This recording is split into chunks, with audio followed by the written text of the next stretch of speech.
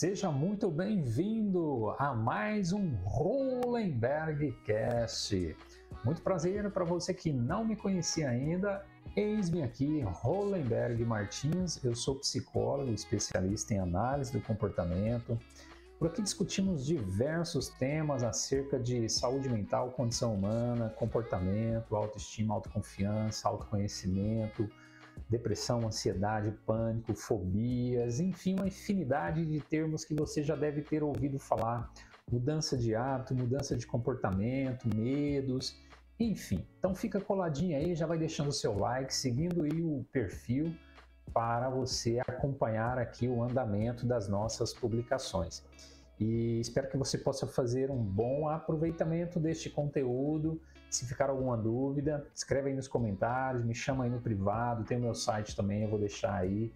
Será um prazer aí responder a você, tá? Já vou adiantando que isso aqui não é uma sessão de psicoterapia e também não tem o objetivo aqui de diagnosticar, psicoterapeutizar ninguém. Muito pelo contrário, estou trazendo aqui uma mera discussão pautada na minha experiência clínica, na minha especialidade, no que eu fui colhendo ao longo desses anos aí de carreira clínica.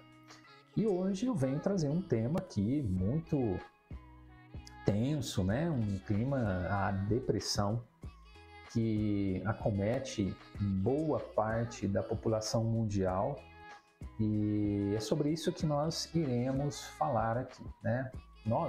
Não é eu mesmo, né? Isso aí, eu quero discutir um pouco com você sobre este tema aqui. Então, o que é importante a gente tomar em consideração? A pessoa acometida por esta condição, né, essa condição clínica, olha, eu vou abordar um pouco hoje como as diferenças, né, condição, doença, enfim, etc. e tal. Como o meu referencial teórico, clínico, que eu uso em minhas sessões de psicoterapia para intervir sobre as demandas dos meus clientes é o referencial teórico analítico-comportamental, já estava me confundindo aqui. E isso faz com que nós olhamos para este fenômeno clínico de uma maneira um tanto quanto mais pragmática, um tanto quanto mais concreta, um tanto quanto mais objetiva, enquanto que os meios para se diagnosticar, eles vão olhar de uma maneira talvez mais fisiológica, talvez um pouco mais metafísica, outros meios aí de avaliação, né? Vamos dizer assim, outros meios de análise, eles podem utilizar outros referenciais teóricos, mas a área médica utiliza-se muito a questão fisiológica, né, orgânica do organismo para conceber ali, fechar o diagnóstico. E a pessoa, ela vai apresentar uma série de critérios diagnósticos que já são descritos, inclusive, em um manual amplamente difundido no mundo todo, que os profissionais de saúde recorrem a ele para entender quais são os critérios que pontuam ali como sendo da síndrome, né, depressiva, desse transtorno de humor. E então vamos lá, né? A classe médica, ela vai se pautar desses critérios diagnósticos que contemplam desde uma tristeza recorrente, alteração no sono, alteração no apetite. Às vezes as pessoas podem até olhar para a pessoa acometida por uma condição depressiva como se ela tivesse com frescura. E isso, quando externalizado, isso compromete e muito a pessoa que já está acometida por esta condição diagnóstica. Então, isso nada ajuda. muitos familiares, por desconhecerem o efeito de uma crítica, de um julgamento como este. Deixa eu colocar aqui um cabo aqui que está acabando a bateria aqui. Então, os familiares, amigos, pessoas próximas que fazem uma avaliação como essa, um julgamento, porque é um julgamento, um pré-julgamento, elas desconhecem ao certo o que está acontecendo com aquela pessoa. Então, às vezes, até verbalizam isso, que uma pessoa acometida por isso, ouvir uma crítica não é nada positivo. A pessoa tem baixa predisposição para aceitar convites, realizar atividades ao ar livre, a baixa aptidão para experimentar prazer em coisas que antes eram prazerosas para ela. Ela se torna um tanto quanto lenta para fazer as coisas e por aí vai. É interessante que a área médica também observa uma alteração em níveis de alguns hormônios, como o TSH, o T4 também. Alguns quadros de demência ou até epilepsia podem acarretar a má metabolização de alguns neurotransmissores que podem predispor a pessoa a esses sintomas que eu descrevi aqui, a esses critérios, vamos dizer assim. Portanto, quando eles assim olham para isso, para um cliente que está acometido por vários desses critérios diagnósticos, não é de se estranhar eles pedirem também um exame de sangue para ver como que está os índices desses hormônios no corpo, para ver se tem alguma coisa orgânica ali que esteja predispondo aquelas alterações. E o interessante é que quando eles se deparam com aquilo, logicamente eles vão tratar com o princípio medicamentoso. Portanto, eles fazem uso então de uma descrição nomotética, né, senão topográfica, do que eles estão vendo e ouvindo ali dentro do setting terapêutico, o que o cliente está dizendo, o que o cliente está descrevendo. E percebendo a recorrência daqueles sintomas numa variação de espaço e tempo por X dias, que está descrito nesses manuais diagnósticos, eles tendem já a eleger maior probabilidade daquela pessoa realmente estar depressiva, né? Ainda que tenha suas variações, depressão maior, depressão, a distimia, enfim, é importante a gente tomar em consideração que eles vão fazer essa avaliação desse jeito. Agora, olha que curioso, né?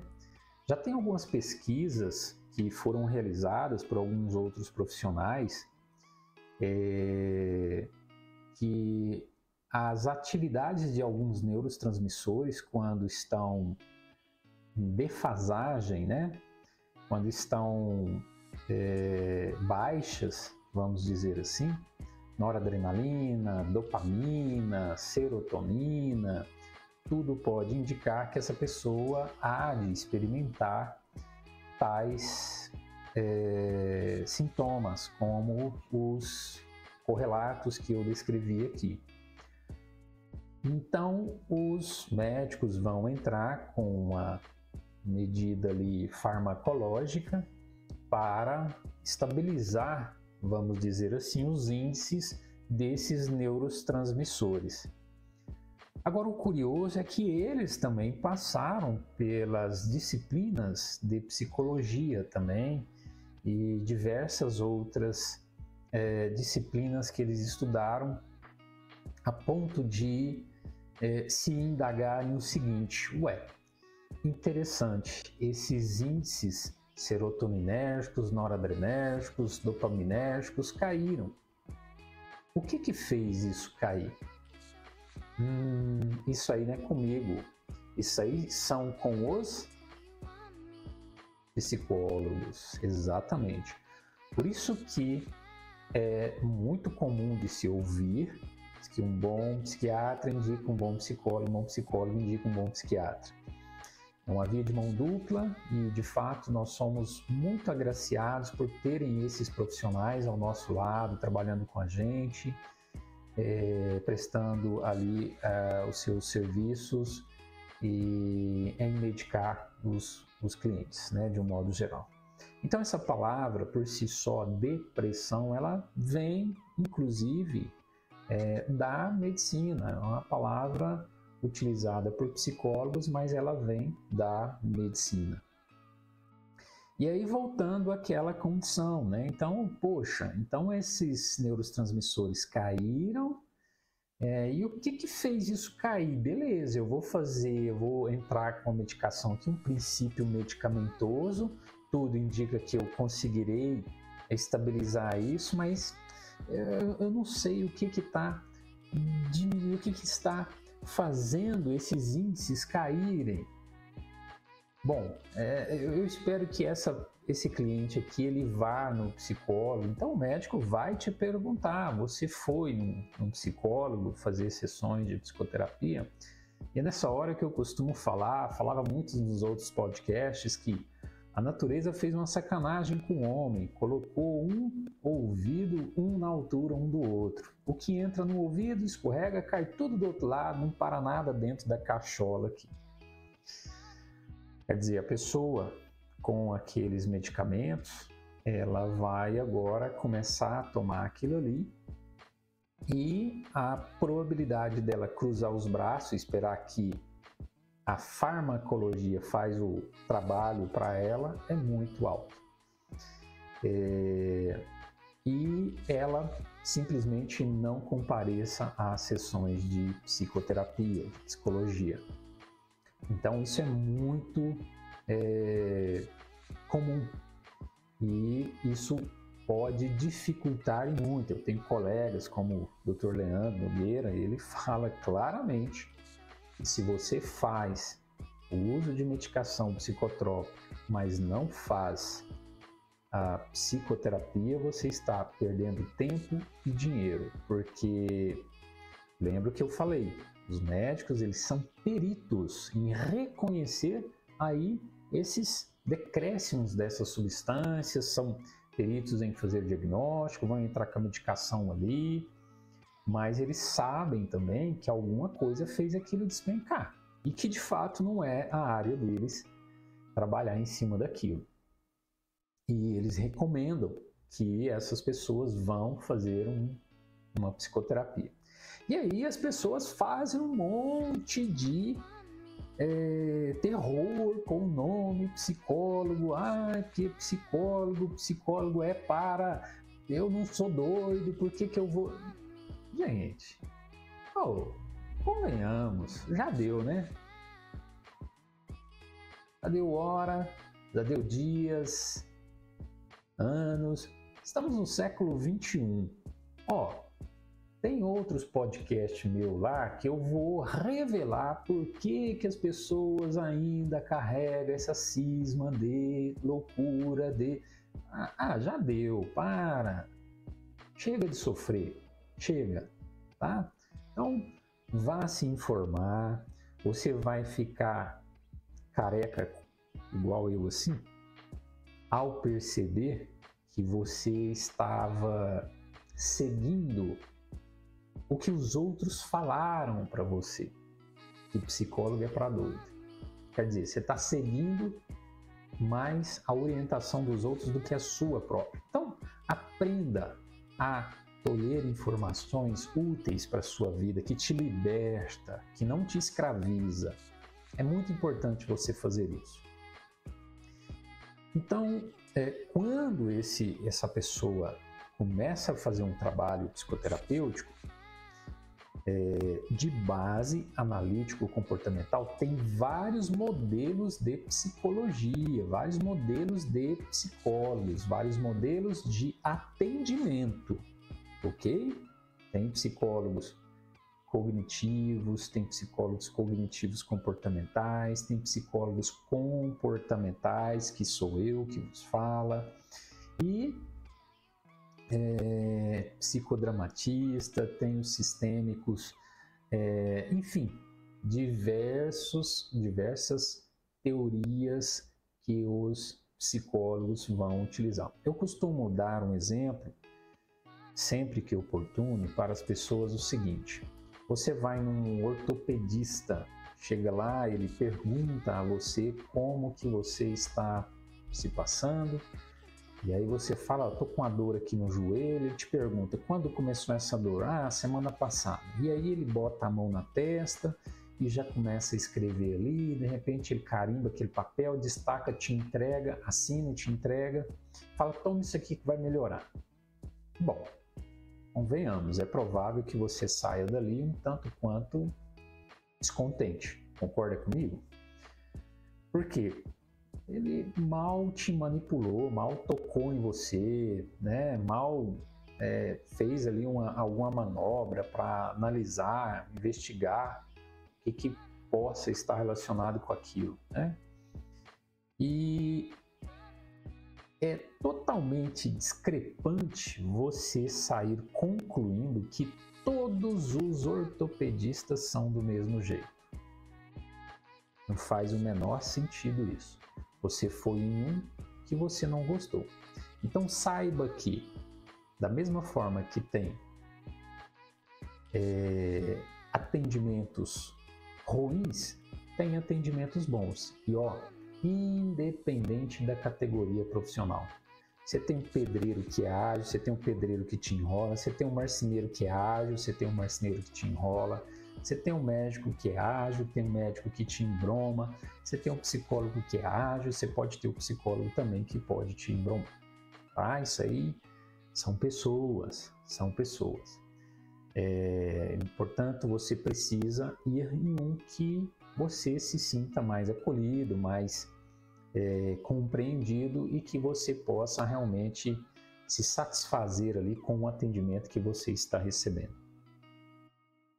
Então, quando chega um cliente acometido por uma síndrome, uma condição dessa num ambiente de psicologia analítico-comportamental, que é uma linha de raciocínio que eu estabeleço, né, que eu sigo perante uma literatura técnico-científica para analisar e investigar os casos, lembra que eu falei para vocês dos critérios diagnósticos? Autodepreciação, pensamentos negativistas, alteração do apetite, alteração do humor, alteração do sono, lentidão, recusa para realizar atividades ao ar livre. Nós, analistas do comportamento, nós vamos pegar cada um desses sintomas, critérios diagnósticos e vamos analisar o que eles têm por trás, o que eles significam, qual a função que ele tem para aquele organismo que está ali na minha frente. Quando eu falo de função, vou dar um mero exemplo. Não saia generalizando. Cada cliente é único. Cada cliente é particular. Precisa ser analisado. Então, digamos que eu pegue um desses critérios, que eu ouço ele descrevendo para mim, por exemplo, que ele tem muito tempo que ele já vem recusando convites para realizar atividades ao ar livre.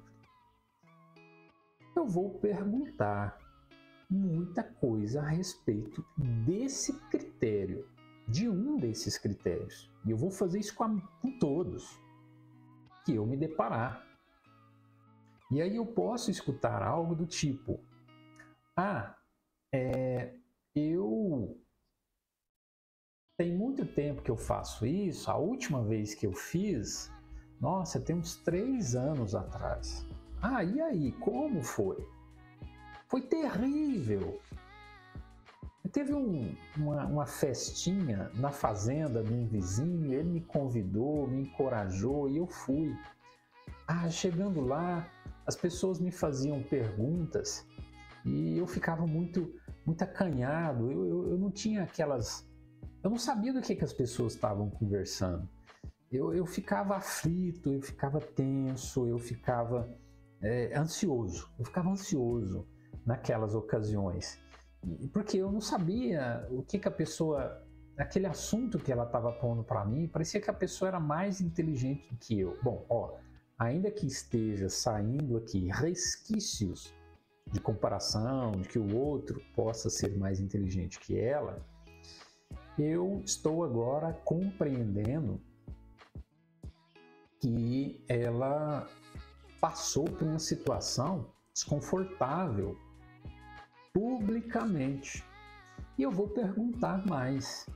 Então começa a levantar uma hipótese aqui. Pô, é um equívoco meu ou essa pessoa tem déficits em habilidades sociais? Tem déficits em repertório social. Ela tem dificuldade de fazer perguntas, de responder perguntas, de dizer não, de fazer pedidos, de olhar nos olhos, de expressar descontentamento. Então, se eu começo a perceber essas características e digamos que agora então eu preciso desenvolver esse repertório nessa pessoa.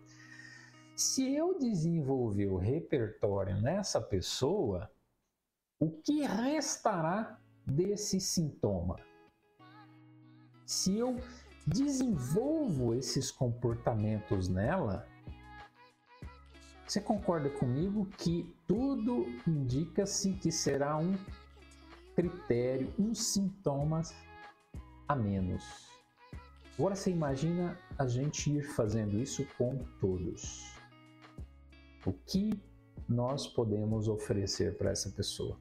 Então, quando eu encontro a função daquele comportamento, ou seja, o comportamento dela recusar convites para práticas de atividade ao ar livre, além da baixa energia que ela possa ser acometida, ela também enfrenta muitos desafios, é aversivo para ela tem outros sintomas respondentes ali, ela tem manifestações públicas e privadas, ela treme, ela se atrapalha no que fala, por dentro ela tem pensamentos, nossa, essa pessoa está rindo de mim, ela está zombando de mim, ela está me criticando, ela é mais inteligente do que ela, está tendo um monte de outras manifestações privadas. Só ela que está a par disso. O outro que está perto, às vezes nem está pensando isso, mas dentro dela está ocorrendo essa tempestade. E o que acontece? Então, se eu começo a desenvolver repertório nessa pessoa, essa função desse comportamento, a função é quando ela está na condição, na ocasião para se expor publicamente, quando ela diz não, quando ela nega, quando ela inventa uma desculpa, quando ela recusa claramente, isso pode estar tendo uma função de evitar lidar com aquele sofrimento lá. Opa, então descobri aqui uma função desse comportamento de recusar convites para práticas de atividade ao ar livre. E aí eu vou agora trabalhar esse repertório nessa pessoa para ela ir desenvolvendo. Poxa, mas dá trabalho. Se fosse fácil, se fosse fácil, né? Então, é divertido. intrigante e curioso, porque você montar esse quebra-cabeça para você ajudar o seu cliente é muito bom, é muito bom. Enquanto isso, o medicamento também tem ali grandiosas contribuições. De tempos em tempos, vai lá no psiquiatra, conversa e, se possível, a gente também receber o contato desse psiquiatra, ou o psiquiatra receber o nosso contato também para haver trocas de figurinhas. Isso vai ser muito útil para esse cliente em si. Então, assim, só para se ter mais uma ideia, já tem algumas pesquisas quando as pessoas estão em ambientes, lembra aí do ambiente social que essa pessoa aí, ela se sentia mal, porque é como se esse ambiente ameaçasse ela, como se esse ambiente repreendesse ela, como se esse ambiente fosse aversivo para ela. Isso leva ela ao estresse. E se leva ela ao estresse, toda vez que ela estiver em contato, o que vai acontecer fisiologicamente com ela? Vai ocorrer um monte de alterações orgânicas. Nós respondemos aos nossos ambientes. Portanto, aquilo que a gente pensa ser causa pode muito bem ser consequência de relação com o ambiente. Pô, mas por que então que ela... Talvez você esteja se perguntando, hein? Por que então que ela se treme na presença dessas outras pessoas, se sente tímida, se sente acanhada? É mais outra coisa que eu vou precisar investigar. E aí é nessa hora que o psicoterapeuta vai precisar dar uns passos lá atrás para entender como foi o histórico de desenvolvimento dessa pessoa. E fica tranquilo, não estamos procurando nenhum culpado, estamos procurando ambientes que possa ter minado, quer dizer, que possa ter impedido o desenvolvimento desse repertório social habilidoso nessa pessoa. É assim que o nosso trabalho vai acontecendo. Espero que esteja fazendo sentido para você. Por isso que é muito importante as sessões de psicoterapia. Cada um dos sintomas, ele pode estar tendo alguma função para você e ela precisa ser localizada e alterada. Portanto, o psicólogo analista do comportamento, nós falamos analista do comportamento, muitas pessoas pensam que a gente fica trabalhando só com comportamento. Ledo engano. O que é comportamento para nós? O que você pensa, o que você sente, o que você faz, tudo isso são comportamentos, tá? Então, só para você entender, tudo isso são comportamentos. Então, anota aí para você não esquecer isso. E aí, lá nesse histórico de desenvolvimento dessa pessoa, eu pude descobrir que aquela pessoa, no desenvolvimento dela enquanto criança, talvez ela era bastante e constantemente rechaçada, criticada, punida. Ela tinha poucas oportunidades para interagir socialmente. Pô, não é o meu caso. Sim, lembra que eu falei para você que cada caso é um caso, não generaliza. Para quem só sabe trabalhar com martelo, todo problema é prévio. Faz sentido isso? Espero que você possa refletir sobre isso aí. Bom, eu acredito que eu já cobri muitos assuntos aqui, que você possa ter uma noção um tanto quanto mais pragmática, mais objetiva e concreta. concreta, porque eu estou localizando variáveis, ou seja, ó, a variável lá, ó, a pessoa se expõe socialmente e ela se sente incomodada, acanhada, e ela vai se refugiando, vai se refugiando. O refugiar é um comportamento de fuga. O refugiar é um comportamento de fuga, entende? Bom, eu espero que você possa ter compreendido, ter tido uma noção aí. Vou ficando por aqui. Se ficou alguma dúvida, se você gostaria de fazer alguma pergunta, escreva aí nos comentários quais foram as suas impressões desse podcast aqui que você ouviu. Escreva aí, preciso saber se está valendo a pena, se não está.